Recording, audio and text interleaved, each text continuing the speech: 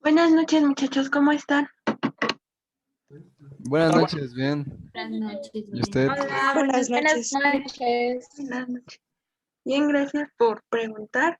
Como ya vieron en la presentación, ¿sí la están viendo? Sí. Sí. Como ya vieron, vamos a empezar el curso de química. Me presento, soy Janet Cassandra, soy ingeniera farmacéutica de UPIBI IPN y voy a estar con ustedes todo este curso de química. Para esta materia, lo que yo hago es el uso de Kahoots y de algunos ejercicios.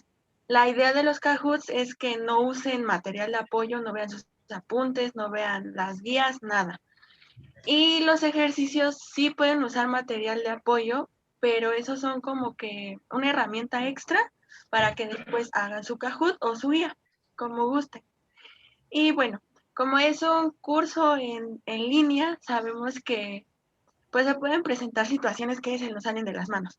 Así que si me llegan a escuchar entrecortada o no ven la presentación o lo que sea, avísenme por favor lo antes posible para que lo pueda arreglar y podamos continuar con la clase.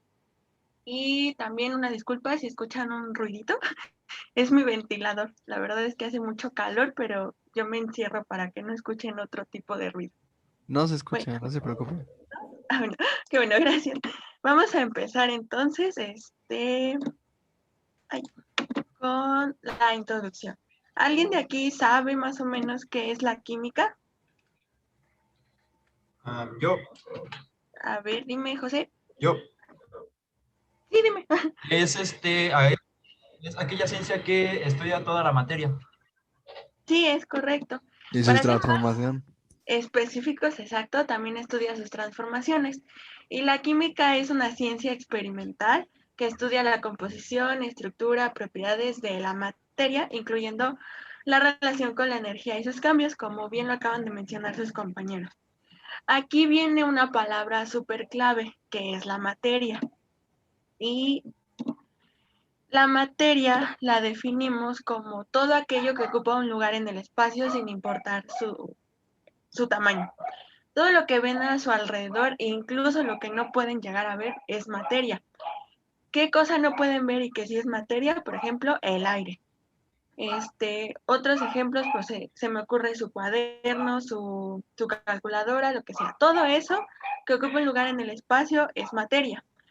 Pero otro concepto que está también muy relacionado a es la masa, ¿vale? Y la masa es la cantidad de materia contenida en los cuerpos. Normalmente la definición de masa y peso lo llegamos a confundir, pero no son lo mismo. La masa, como bien dice aquí, nos dice la cantidad de materia y sus unidades son los kilogramos, los gramos, las libras y todo eso.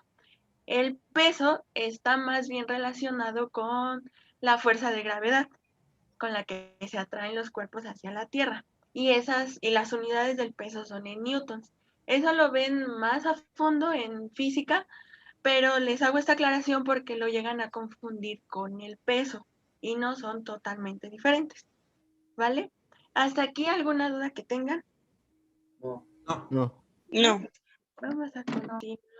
Y bueno, todo cambio que sufre la materia es un fenómeno que puede ser químico o físico y para producirse necesita de energía en alguna de sus formas. La que nos interesa más aquí es obviamente, la energía química. Y esta está contenida en cada sustancia y cuando se producen reacciones químicas puede transformarse en energía calorífica, luminosa o eléctrica. Esto está un poquito más inclinado a las reacciones exotérmicas o endotérmicas que vamos a ver más adelante, pero es para que se den una idea. Por ejemplo, una reacción de combustión, esa nos libera calor. Cuando nosotros tenemos un compuesto orgánico y lo hacemos reaccionar con oxígeno, lo que nos va a dar como resultado es el dióxido de carbono y vamos a ver energía que sale de esta reacción. Entonces vamos a continuar.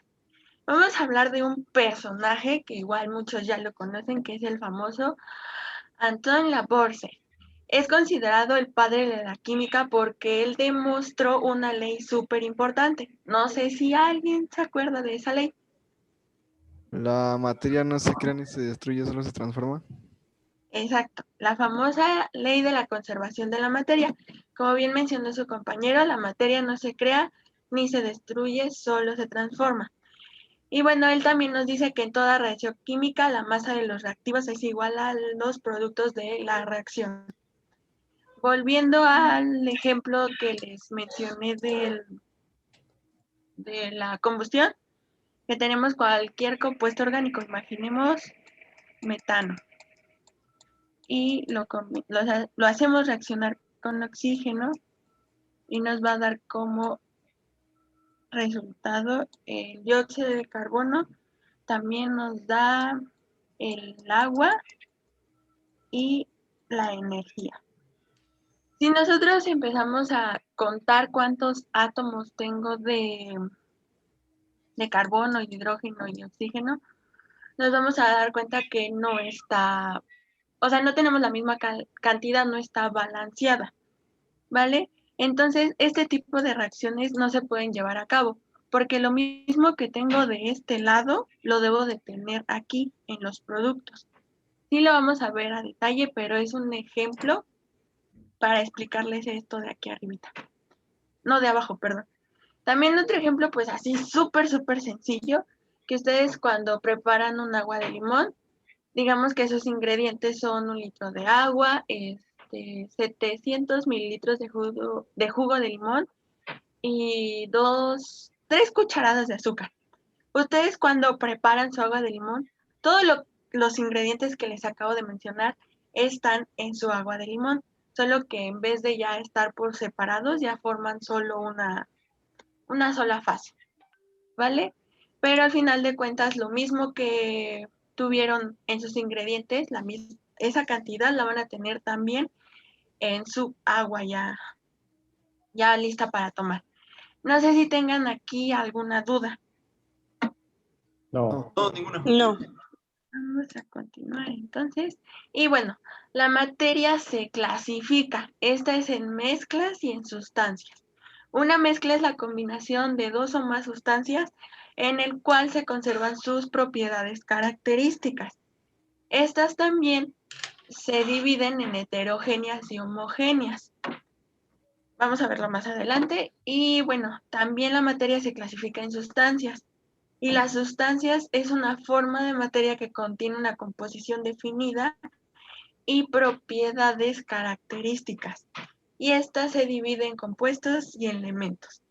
Vamos a ver primero los tipos de mezclas. Ya mencionamos que la mezcla es la unión de 2 o más compuestos en proporción variable. ¿Qué quiere decir en proporción variable? Que no necesariamente necesitas que todos tus reactivos tengan la misma cantidad. Volvamos al ejemplo del agua de limón. Yo les había mencionado que teníamos 1 litro de agua, 700 mililitros de jugo de limón y 3 cucharadas de agua, de azúcar, perdón. Ya con lo que acaban de escuchar, saben que no es la misma cantidad ni de azúcar, ni de agua, ni de jugo de limón. pero no por eso cuando yo los mezcle no van a hacer otra cosa, es una mezcla, ¿vale? Igual si ustedes hacen una mezcla en un vaso de agua con una pizca de sal, a pesar de que le echan muy poquita sal, sigue siendo eso, una mezcla, ¿vale? Y eso pasa también en nuestras reacciones químicas. Y bueno, siguiendo con la definición, en la que los componentes conservan sus propiedades físicas o químicas. Sus componentes se pueden separar por medios físicos. Aquí también nos menciona algo súper importante, que es esto, que conservan sus propiedades físicas o químicas y podemos separar sus componentes. Es decir, que si ustedes quieren separar sal de una mezcla con agua y sal, sí lo pueden hacer. ¿Cuándo no se puede hacer? Cuando ya ocurre una transformación química. O sea, cuando si ustedes queman una hoja de papel, van a obtener cenizas. Esas cenizas ya no pueden volver a ser papel porque ahí ya hubo una reacción química, ¿vale? Y en los tipos de mezclas, solo son transformaciones físicas, ¿vale? Entonces, también mencionamos que se clasifican en heterogéneas y homogéneas. Y las mezclas heterogéneas son cuando todos sus componentes no se distribuyen de manera uniforme y se distinguen con facilidad. Aquí les pongo como imagen ejemplos muy sencillos como la masa de galletas y una ensalada. Podemos ver, por ejemplo, en la ensalada, pues todas las verduras que tiene la ensalada. Una zanahoria, lechuga, jitomate, etcétera. Pero, ¿qué pasa si yo tengo una mezcla homogénea? Aquí ya no puedo ver qué componentes están conformando esta mezcla, porque estos sí se distribuyen uniformemente en una sola fase. El ejemplo está el agua de Jamaica, el café, el agua de limón, la leche con chocolate, y así son ejemplos sencillos para que puedan imaginárselos. Pero ya si hablamos como de química, un ejemplo que se me ocurre de una mezcla homogénea es el alcohol que tienen para curar las heridas en la casa. Ese alcohol no es totalmente alcohol, es una mezcla de alcohol con agua, pero ahí lo que está en mayor proporción es el alcohol, pero esa es una mezcla homogénea, ¿vale?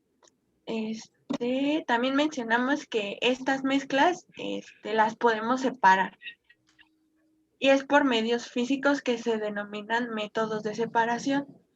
Los más comunes son la decantación, la filtración, la evaporación y la centrifugación. Obviamente hay muchos más, pero estos son los que se aplican más pues los que pueden llegar a aplicar más en un laboratorio de química. No sé si hasta este punto tengan alguna duda. No, ninguna. No, No, ninguna. vamos a continuar. Ay, vamos a hablar de los cambios que tiene la materia. La materia cambia continuamente y estos cambios pueden ser físicos o químicos. Un cambio físico son los que modifican el estado de la sustancia sin transformarlas en otras, ¿vale? Como ejemplo tenemos los cambios de estado. Los cambios de estado son de cuando pasamos de un sólido a líquido, de líquido a gas y de gas a sólido. Y así todos esos cambios de estado son cambios físicos. También tenemos la fragmentación. Esto pasa, como pueden ver en la imagen, cuando rompen un vaso, cuando rompen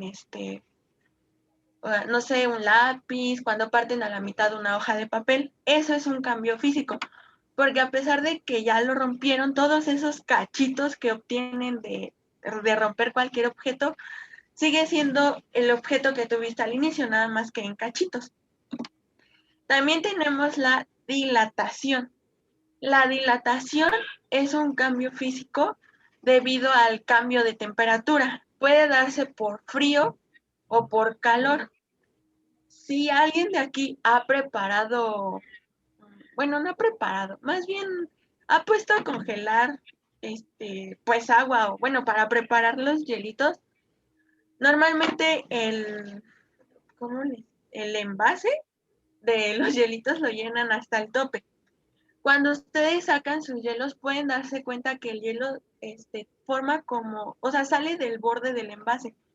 No sé si lo han visto, que está, imaginemos que, ay, es que va a estar súper difícil dibujarlo.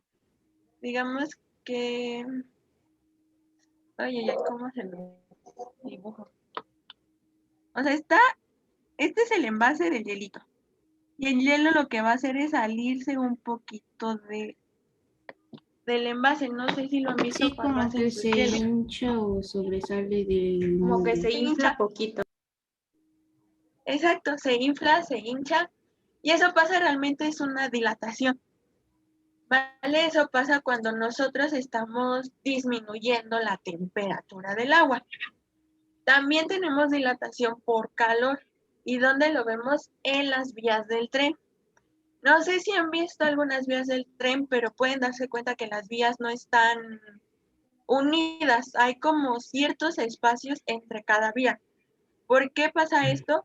Porque cuando pasa el tren, hay cierta fricción entre el metal de las ruedas del tren y las vías que hace que se genere calor.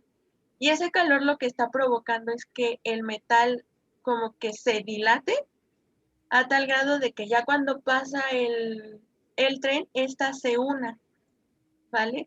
Si las vías no estuvieran fragmentadas, ¿qué pasa? Que se desbordarían las vías y ahí es donde ocurrirían los accidentes, ¿vale? También otro tipo de cambio físico que tenemos, pues son las mezclas, que ya hablamos de ellas.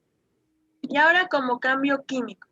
Y estas son a partir de una porción de material llamada reactivo, donde se obtiene un material distinto llamada producto por medio de una reacción química. ¿Vale? Un ejemplo que ya les di es de la combustión. Aparte de ese ejemplo, tenemos la oxidación, la combustión otra vez, y la fermentación. ¿Por qué? Porque ya es el producto que tenemos de estas reacciones, ya no podemos volver a obtener nuestros reactivos. O sea, por ejemplo, en la oxidación, cuando vemos un metal que se oxida, por ejemplo, aquí las cadenas, si ustedes le quitan el óxido a la cadena, ese polvito café ya no lo podemos volver a convertir en ese metal que está hecha mi cadena, ¿vale? Otro ejemplo que tenemos es en la fermentación. No sé si saben, por ejemplo, qué se fermenta para obtener la cerveza. ¿Alguien sabe ese dato? La malta, Ajá.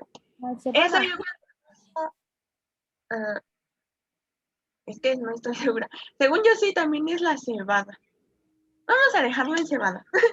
Entonces, la cebada ya cuando pasa por el proceso de fermentación y ya cuando tienen su cerveza así todo bonito, esa cerveza ya no la podemos volver a transformar en cebada. Lo mismo pasa con el vino para que se obtiene a través de las uvas.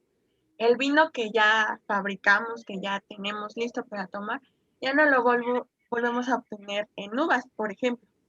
Por eso se consideran cambios químicos, ¿vale? Entonces vamos a plantear bien las diferencias. Entonces, un cambio físico es donde los materiales no cambian su naturaleza interna, solo su forma inicial. Por ejemplo, cuando rompemos una hoja de papel, nosotros cuando rompemos esa hoja de papel, pues está a tamaño carta, ¿no? Pero la decidimos romper a la mitad.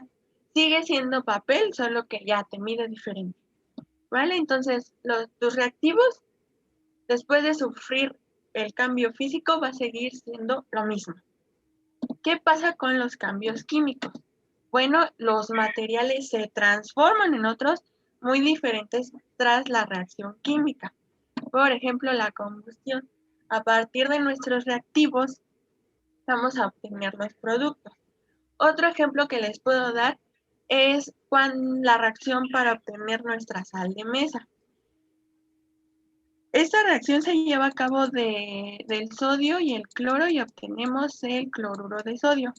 Esta es la sal de mesa que todos conocemos, la que usamos para sazonar, a echarle nuestros pepinos con limón, así. Nosotros, si estudiamos por separado el sodio y el cloro, son muy peligrosos para nosotros.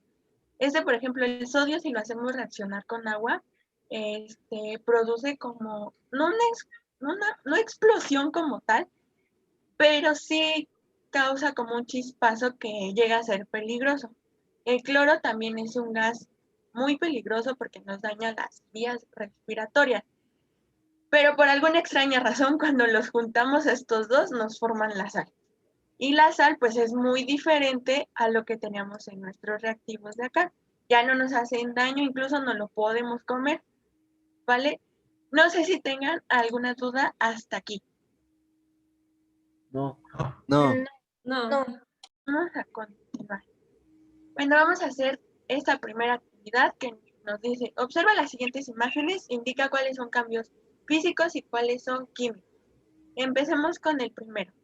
Vemos que tenemos una naranja pues ya echada a perder. ¿Ustedes qué creen que sea un cambio físico o químico? Químico. Químico. Químico. El siguiente, un hielo que se derrite. ¿Qué cambio es? Físico. Físico. Físico. Una lata que se oxida. Químico. Químico. Químico. Partir un huevo a la mitad. Físico. Físico. Físico. La preparación de la cerveza. Químico. Químico. Y inflar un globo. Físico. Físico. Físico. Entonces, pues dado que todo lo tuvieron bien, quiero creer que no hay duda. Entonces vamos a hablar ahora de las fases de la materia. Tenemos la fase sólida, que es cuando las moléculas se mantienen unidas en una estructura cristalina rígida y tienen una forma y volumen definido, ¿vale? En la fase sólida las partículas o moléculas no se mueven, ¿vale? Se quedan así. Nada las puede mover, se quedan quietas porque el espacio que hay entre ellas es muy, muy pequeño. A lo mucho lo que hacen es como vibrar, ¿vale? Pero aún así no se considera como tal un movimiento de estas partículas. También tenemos la fase líquida, que es cuando sus moléculas aumentan su separación y su volumen ocupa la forma del recipiente que los contiene. Aquí las partículas ya se pueden mover libremente, ¿vale? Si las comparamos con las de la fase sólida, pues para empezar las de la fase sólida ni se pueden. Y las de líquida sí ya comienzan a moverse. Pero si las partículas que tenemos en una fase líquida las comparamos con las partículas que tienen una fase gaseosa, las partículas de la fase gaseosa se mueven muchísimo más, ¿vale? Aquí las moléculas de la fase gaseosa forman se forman por un gas o vapor y su volumen ocupa totalmente el recipiente que los contiene. El aire es un gas. Entonces, ahorita en el lugar en donde están, ya sea en su cuarto o en su sala, todo ese espacio a su alrededor es ocupado por aire. Obviamente no lo vemos, pero así pasa. Entonces, como tienen tanto espacio, las moléculas del aire se pueden mover donde quiera, llegando a todos los rincones de la habitación en donde estén. Otro ejemplo que les puedo dar es que si ustedes han jugado con una jeringa y han quitado lo que es el émbolo y lo vuelven a poner y ustedes lo aprietan, llega un punto en que está la jeringa y como que aquí llega el émbolo y aquí solo es aire. Esa parte, aunque no lo vemos, no sé si se lo han preguntado, es aire y es el espacio que ustedes se lo están reduciendo con ayuda del émbolo. Pero el émbolo ya no llega hasta abajo, hasta esta parte de aquí, porque aquí ya está un gas que me está ocupando un espacio, ¿vale? Lo mismo pueden ver, pues, en cualquier objeto, en una botella vacía, en un cajón, en donde sea, hay gas, ¿vale? Entonces, no sé si tengan aquí una duda con las fases de la materia. No, ninguna. No. No. Entonces, vamos a... No. También hay cambios de fases de la materia. Y estos son el cambio en la separación de las moléculas de las sustancias.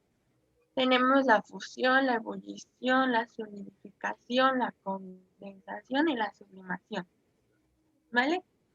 Para hacer esto más sencillo, vamos mejor a ver este triangulito.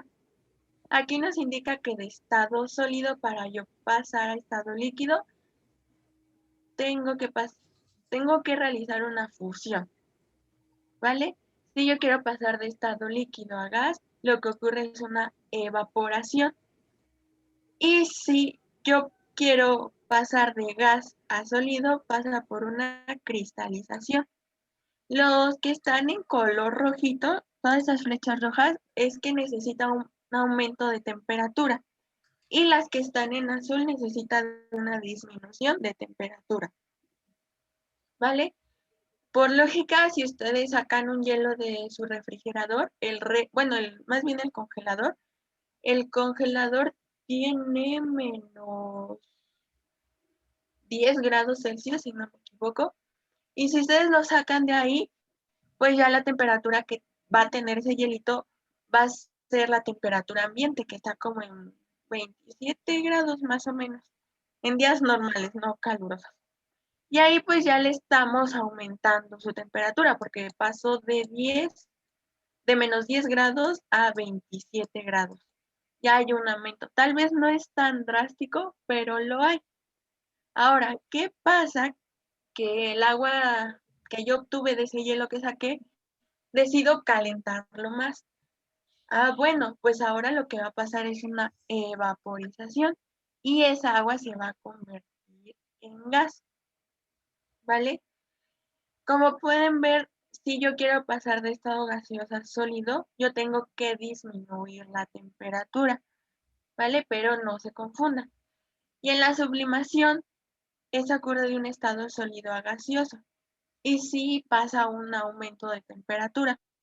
Un ejemplo que les puedo dar de sublimación es el hielo seco.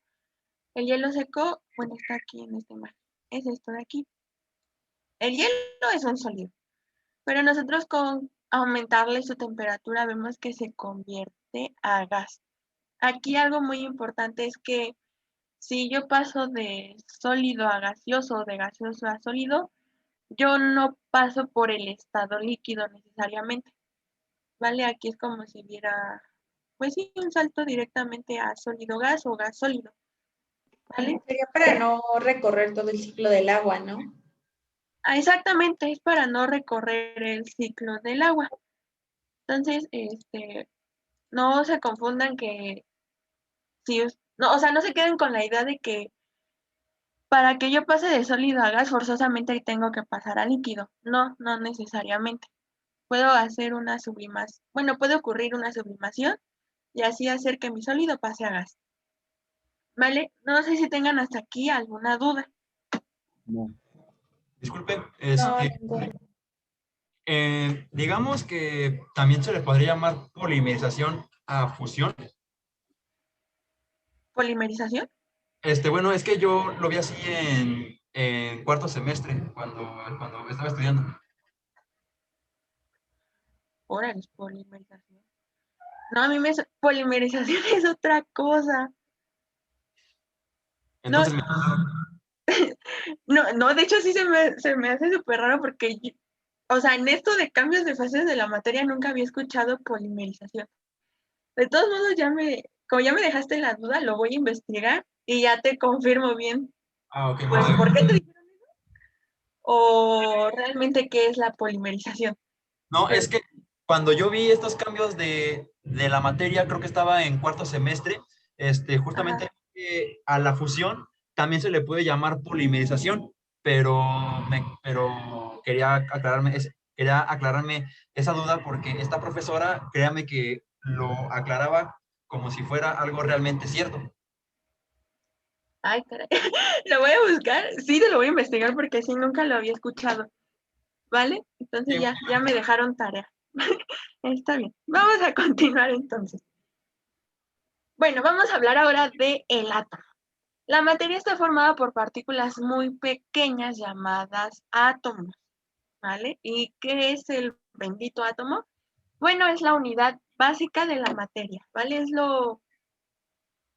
Todo lo que ven están conformado por átomos, incluso nosotros, ¿vale? O sea, todo lo que ven está conformado de muchos, muchos átomos, ¿vale? Y el átomo es una partícula muy, muy pequeña y indivisible, y están formados por protones, electrones y neutrones. ¿Alguien de aquí sabe dónde están los neutrones? ¿Dónde los protones y dónde los neutrones? Los neutrones y protones en el núcleo y los electrones alrededor. Exacto, es correcto. Alrededor de nuestro átomo, de nuestro núcleo, perdón, están girando los electrones, y en el centro de nuestro átomo, que se llama núcleo, están los protones y neutrones, ¿vale? Entonces, los átomos tienen igual cantidad de protones que de electrones, lo que quiere decir que son eléctricamente neutros. Esto es como que ¿Me puedes regresar a la diapositiva anterior tantito, por fin? Esa parte es muy importante, ¿vale? Y ahorita les voy a decir por qué. Gracias. Vamos a... Bueno, por otro lado, si un átomo pierde electrones, la carga positiva será mayor y se encontrará cargado positivamente. Pero si yo tengo un átomo que gana electrones, la carga negativa aumenta y se encontrará cargado negativamente. Eso es muy importante que se lo aprendan, porque lo van a aplicar pues en varias cosas en la química, en reacciones redox, cuando les hable de los tipos de enlace, de varias cosas que podemos encontrar de la química, se tienen que aprender esta parte de aquí, ¿vale? También esta diapositiva nos dice que a los átomos que poseen carga eléctrica positiva o negativa se les llama iones. Los que poseen carga positiva se llaman cationes y los que poseen carga negativa se llaman aniones. Tal vez ustedes ya en sus clases de química pudieron ver esto. Así que está el cloro y tiene aquí un signo. O por ejemplo que les ponen al sodio y tienen un signo positivo. Estos ya en conjunto se les conoce como iones. Pero si yo los tengo así por separado, al cloro lo voy a llamar anión. ¿Por qué? Porque este símbolo de aquí me está indicando la carga que tiene ese átomo de cloro. Ahora, si yo veo únicamente al sodio, veo que tiene signo positivo y lo voy a llamar cation. ¿Y por qué se llama cation? Porque su carga positiva es la que prevalece, ¿vale? No se vayan a quedar la idea de que el cloro, como tiene el signo menos, ya no tiene protones. No, sí los tiene, pero son en menor cantidad que la de los electrones.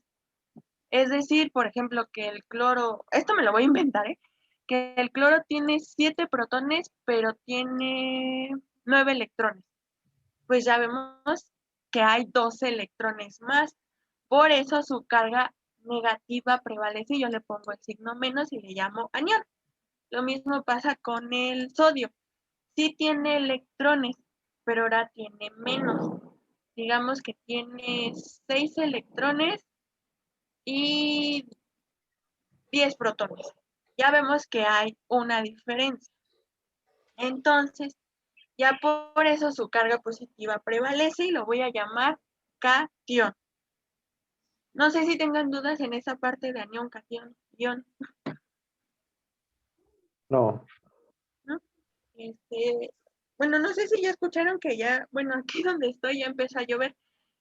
Si me escuchan como entrecortada, avísenme porque luego por eso me falla el internet.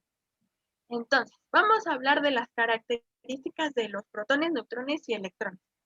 Bueno, el protón tiene carga positiva y tiene este símbolo de P con signo más. tiene masa de 1.67 por 10 a la menos 24. Como pueden ver, es algo muy, muy, muy pequeño. Y tienen carga eléctrica, que es de 1.6 por 10 a la menos 19. Vamos con los neutrones. Estos no tienen carga y los simbolizamos con la letra N minúscula. Y tienen masa de 1.6 por 10 a la menos 24. Si son muy observadores, pueden darse cuenta que el protón y el neutrón tienen la misma masa, ¿vale? Y ahorita les voy a decir, pues, qué nos importa la masa. Y eso es a causa del electrón. El electrón tiene carga negativa, se simboliza con la letra M con signo menos. Tiene masa de 9.1 por 10 a la menos 28. Es decir, que tiene menos masa, es más pequeñito. Y tiene carga eléctrica de menos 1.6 por 10 a la menos 19. Es la misma que la positiva, pero es con negativa. Vale. ¿Por qué las masas me interesan? Porque de aquí se explica por qué el electrón está girando en el átomo. Como es más ligero, él puede moverse libremente donde quiera, así donde se le dé la gana en la parte del átomo. Pero el protón y el neutrón no. Por esa razón, estos dos están juntos en el núcleo y no se mueven. ¿Dudas hasta aquí con la estructura atómica? No. Vamos a continuar. Vamos a hablar ya de la segunda clasificación. Bueno, no segunda clasificación. Vamos a continuar con la clasificación de la materia. Habíamos dicho que están las mezclas y las sustancias. Y las sustancias se clasifican en elementos y en compuestos. Vamos a empezar con definir qué es un elemento químico. Y es una sustancia pura formada por átomos del mismo número atómico y no pueden descomponerse en otra sustancia por ningún método. Es decir, que todos los elementos que ven en su tabla periódica ya son lo más puro que hay. Ya no puedes encontrar algo más puro que eso. Eso es lo que conforma la materia. Todos estos elementos que hay aquí en su tabla periódica, al combinarse, forman compuestos. Y esos compuestos pueden llegar a formar materia. Y así sucesivamente. ¿Vale? En la actualidad conocemos 118 elementos que están en nuestra tabla periódica. ¿Vale? Ya que mencionamos los compuestos químicos, pues, ¿qué son? Y los compuestos químicos están conformados por moléculas o iones, ¿vale? Que tienen una determinada carga, ya sea positiva en el caso de protones o negativa en el caso de electrones, ¿vale? Se clasifican en orgánicos e inorgánicos. Yo los ejemplos que les pongo aquí del ácido clorhídrico y el cloruro de sodio son compuestos inorgánicos. Ahora, ¿cómo ustedes pueden identificar un compuesto orgánico?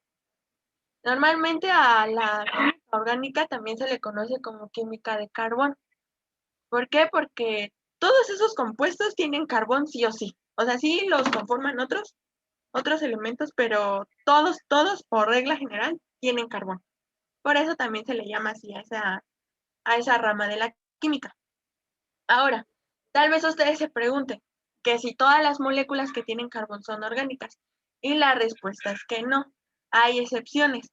Por ejemplo, el dióxido de carbono sí tiene carbono, es correcto, pero no es considerado un compuesto orgánico. ¿Cómo podemos saber qué es un compuesto orgánico y cuál no? Porque los compuestos orgánicos están conformados por carbono e hidrógeno. Igual ustedes ya haciendo un poco de memoria, todos esos de alcanos, alquenos, alquinos, todos esos son compuestos orgánicos. Sí que es cierto que también hay otros compuestos más complejos, como el de la glucosa, el de la celulosa, en fin, un montón de moléculas que les puedo decir orgánicas, ¿vale? No sé si hasta aquí tengan alguna duda. No, ninguna. No. Entonces vamos a continuar. Vamos a ver si nos da tiempo. Vamos a hablar ahora de los modelos atómicos. Tal vez ustedes se pregunten, bueno, pues ¿quién dio, o sea, quién le dio esa forma al átomo? ¿Cómo supieron que era así? ¿O quién lo propuso? Y así. Bueno, pues hubo diferentes, tanto científicos como filósofos que dieron propuestas para llegar al modelo atómico. El modelo atómico es una representación estructural de un átomo que trata de explicar su comportamiento y propiedades. ¿Vale? Aquí se ve un poquito más que el electrón siempre está en movimiento. Nunca se está quieto, nunca, nunca, nunca. Él, pues se podría decir que hace lo que quiere, ¿vale? Pero para llegar al modelo que estamos viendo aquí, pues hicieron demasiados estudios, ¿vale? Aquí, de hecho, para llegar a estos modelos atómicos se involucró mucho la física, ¿vale? Pero ese no es como que, no nos interesa saber tanto cómo descubrieron ese modelo atómico, sino más bien qué personaje propuso su modelo y cuál es su modelo. Vamos a hablar primero con Demócrito. Él propuso que el mundo estaba formado por partículas muy pequeñas e invisibles, ¿vale? Él es un filósofo, no era un científico, ¿vale? Estas partículas las bautizó como átomos, ¿vale? De ahí viene gracias a él, al átomo lo conocemos por ese nombre. Y bueno, según Demócrito, las propiedades de la materia estaban determinadas por el modo en que los átomos se agrupaban. Gracias a este personaje, vamos con el siguiente, que es John Dalton. Disculpe, Él la diapositiva, por favor. No, es que es verdad. no. Gracias. Si voy rápido, avísenme, yo me detengo. Listo, gracias. Okay. Vamos a continuar. Ay, espera. Bueno, gracias. Gracias a Demócrito, llegamos pues a John Dalton. Si ustedes, como que si les llama la atención investigar muy, muy a fondo esta historia de modelos atómicos, hay muchísimos personajes que sí aportaron, la verdad, sí es que sí, pero no tanto como para que ya sea, como para tomarlo en cuenta, por así decirlo. ¿Vale? Pero sí, aparte de Demócrito, hubo otras personas que dieron sus propuestas, pero Dalton la aterrizó mejor. Todas esas ideas que dieron, Dalton la aterrizó mejor, ¿vale? Pero sí hay muchos personajes. Ya le puede cambiar. Gracias. Bueno, hablando de John Dalton, él propuso la teoría atómica. Y según esta teoría, los elementos estaban formados por átomos indivisibles e indestructibles. Si se dan cuenta, se está agarrando pues la idea de Demócrito. Y él también nos decía que todos los átomos eran iguales entre sí, pero distintos de los átomos de otros elementos. La unión de los átomos daban lugar a variedad de sustancias conocidas y la ruptura de las uniones entre los átomos formaba nuevas uniones. Es decir, que si por ejemplo en este topper yo tuviera muchos átomos de oxígeno, todos esos átomos van a tener las mismas características. Pero ahora, si yo comparo, voy a usar mi pluma, que el rosa sea mi átomo de oxígeno y el morado sea mi átomo de hidrógeno, si yo los comparo, van a ser diferentes. A eso es a lo que se refiere Dalton. Y bueno, él propuso que los átomos pues eran estas esferitas que ven aquí. Nada más lo que hizo fue cambiarles el tamaño y el color. ¿Hasta aquí alguna duda con John Dalton? No, No. Sí, su único aporte fue crear una teoría de lo que ya estaba pues, propuesto por Demócrito.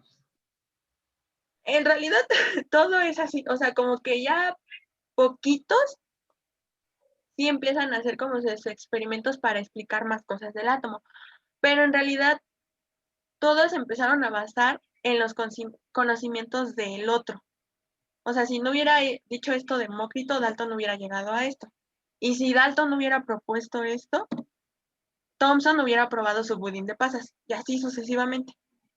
Así pasa con la historia en general, todo lo que descubrimos va mejorando porque otra persona se preguntó así de, ¿qué tal si hay otra cosa que no han descubierto? ¿O qué tal si yo lo puedo mejorar? Así pasa con la química. Por eso les digo que entre cada uno de estos hay más personas que dieron propuestas. Nada más que ellos son los que destacan más porque sí pudieron aterrizar mejor su idea y pues ya se les da el honor a ellos. Pero sí hay demasiados. Hay como 15 creo. Y yo les digo como 6 creo, nada más. A lo que me refería es que, por ejemplo, si en el examen llegara a venir una pregunta sobre eso, el aporte de John Dalton es la teoría atómica. Sí. Y el Ah, aporte ok. que te da Demócrito es pues que El que la estudiante de materia átomos, estaba ¿no? formada por partículas muy pequeñas e indivisibles y las llamó átomos. O sea, Demócrito les da el nombre de átomo y Dalton da su teoría atómica. Pero ya para ese entonces ya existía la palabra átomo. Ok, No sé si tengan otra duda.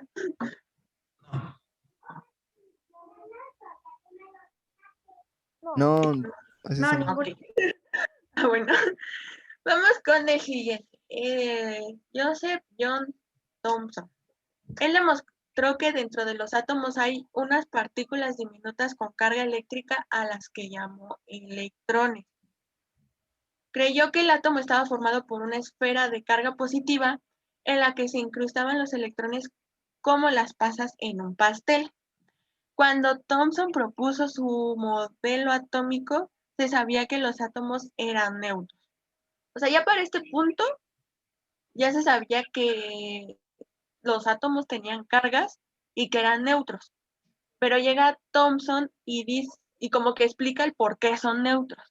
Y ya dice, bueno, es que si yo me baso en las demás teorías que vio Dalton y Demócrito, Dalton solo te dice que era una esfera.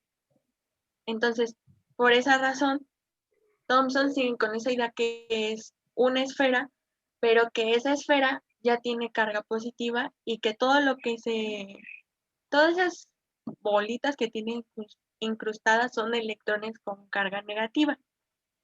Y por eso él lo relacionó con un budín de pasas. Entonces, ¿cuál es la propuesta de Thomson? Pues su famoso modelo atómico de budín de pasas. Con eso se lo aprende, ¿vale? Que él también, él demostró que había electrones en ese átomo, ¿vale? Y que el átomo tenía carga positiva. Esa es su aportación, ya en súper resumen. ¿Dudas con Thomson? No, ninguna. No. Entonces ya llevamos 3. Demócrito que me nombra los átomos, Dalton que me dice que de su teoría atómica y que son átomos como si fueran esferas, y Thomson que el famoso budín de pasas y que las pasas son nuestros electrones, ¿vale? Continuamos con Rutherford. Él demostró que los átomos no eran macizos, es decir, que no eran una bola y como una pelota, algo así, sino que están vacíos en su mayor parte y en su centro hay un núcleo, ¿vale? Dedujo que el átomo debía estar formado por una corteza con los electrones girando alrededor del núcleo con carga, de un núcleo central cargado positivamente, ¿vale? Si recordamos la teoría de Thomson, él así era una bola que tenía incrustado electrones. Llega Rutherford y dice, ¿sabes qué? El átomo no es una bola, ¿vale? Él está vacío, pero en su centro lo que tiene es su carga positiva y alrededor de él están girando los electrones, ¿vale? O sea, él en vez de, o sea, a diferencia de, Destacó el núcleo, ¿no? destapó el núcleo así pero aquí es algo importante. Él nada más nos está diciendo que el núcleo hay carga positiva. Hasta este punto no se están hablando de los neutrones, ¿vale? ¿Por qué creen que los átomos siguen cargados este, O sea, ¿por qué los átomos son neutros? Porque está la misma cantidad de electrones que de protones, ¿vale? Es como si estuviera la misma carga, ¿vale? Y por eso son neutros. Entonces, lo que me está diciendo Rutherford es que los átomos son vacíos en realidad.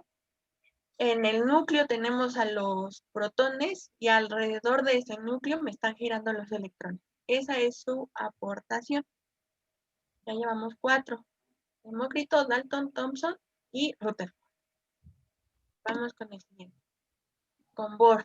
Él nos explicó la existencia de los espectros atómicos al suponer que los electrones giraban alrededor del núcleo en niveles de energía. Aquí Rutherford nada más nos dice que está nuestro núcleo y ahí están girando los electrones como que en el mismo nivel de energía. Ah, pero ahora llega Bohr y dice, ¿sabes qué? El átomo tiene más niveles de energía y ahí es donde están girando todos esos electrones. Él nos dice que cada nivel energético que identifica cada órbita toma valores 1 al 7 representado con la letra N y recibe el nombre de número cuántico. Él propone un modelo atómico basándose en el sistema solar, en el cual los electrones giraban alrededor del núcleo en unos niveles bien definidos. Si alguien se acuerda del nivel del sistema solar, en el centro está el Sol y alrededor pues están nuestros planetas girando. Pero por ejemplo, está la Luna, luego sigue la Tierra, luego Marte y así sucesivamente. ¿Vale? Hay cierto nivel. Entonces Bohr se basa en ese sistema para proponer su modelo atómico, ¿vale? Donde el núcleo es como si fuera nuestro Sol y los electrones los planetas que giran alrededor de ese Sol, pues son nuestros electrones, ¿vale? Entonces ya llevamos 5. Demócrito, Dalton, Thomson, Rutherford y Bohr, ¿vale? ¿Dudas hasta aquí? No. No. Vamos a terminar con Schrödinger. Nunca lo supe, pero ¿a alguien le suena este personaje? Es el del experimento del gato, ¿no? De Schrödinger. Sí, es del famoso gato de Schrödinger. Pero, bueno, ahorita él nos propone algo muy interesante, pero o sea, para que estos científicos llegaran a estos modelos cuánticos, ya está, o sea, ya se mete aquí mucho el tema de la física cuántica y todo ese relajo. ¿Vale? Sí son temas muy complejos y de hecho gracias a una ecuación que propone Schrödinger se da su modelo atómico. O sea, ya estos son personas sub.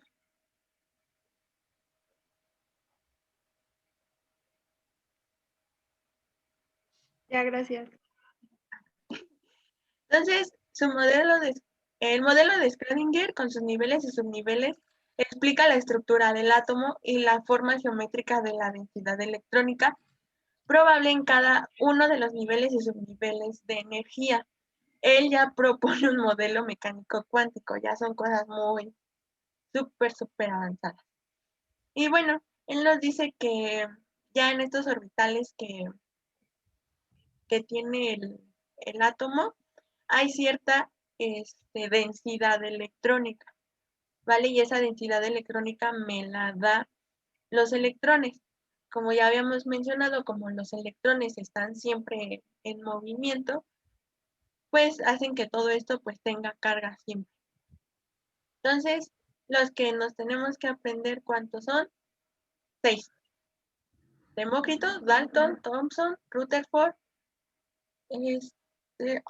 Bohr, algo así, Bohr. Sí hay otro personaje entre Bohr y Schrödinger que él explica por qué el átomo, o sea, si yo me regreso al dibujo del átomo, pues veían así orbitales como que ovalados. Pero pues no es tan importante porque Schrödinger aterrizó mejor esa idea. ¿Vale? Pero si les da... Entonces, el aporte de Erwin es únicamente un modelo mecánico cuántico. Sí, o sea, le digo que él propone una ecuación, es que sí está muy complicada. Y por eso ya determina, es que no determina, más bien da como que la probabilidad en donde podemos encontrar un electrón. ¿Vale? Pero lo vamos a ver más adelante con los números cuánticos, no se preocupa. ¿Dudas hasta aquí con este tema de modelos atómicos, el átomo, las mezclas, la materia? ¿Algo que no les haya quedado claro? ¿No? No, todo bien. No, todo bien. Vamos a dejarlo hasta aquí. La siguiente clase, pues como pudieron ver, vamos a hablar del número de masa y el número atómico. ¿Vale? Hay que comprarnos una tabla periódica. No, bueno, no sé. Mejor, bueno, es que sí lo pueden sacar de internet. O sea, si les gustan las tablas periódicas de internet, pues no hay problema, con eso está bien. Pero sí es importante que tengan una a la mano porque se tienen que aprender los números másicos y los números atómicos. En su examen no les van a dar tabla periódica, ¿vale? Entonces sí se los tienen que aprender y si la compran, pues ya, para que no anden imprimiendo, como ustedes vean, como ustedes acomoden, ¿vale? Pero sí, apréndanselo. Ya les adelanto, apréndanse los números másicos y los números atómicos, ¿vale? Entonces, Está bien. por el día de hoy terminó la clase. Todo el material que vimos ya está en su Classroom, lo pueden checar ahí.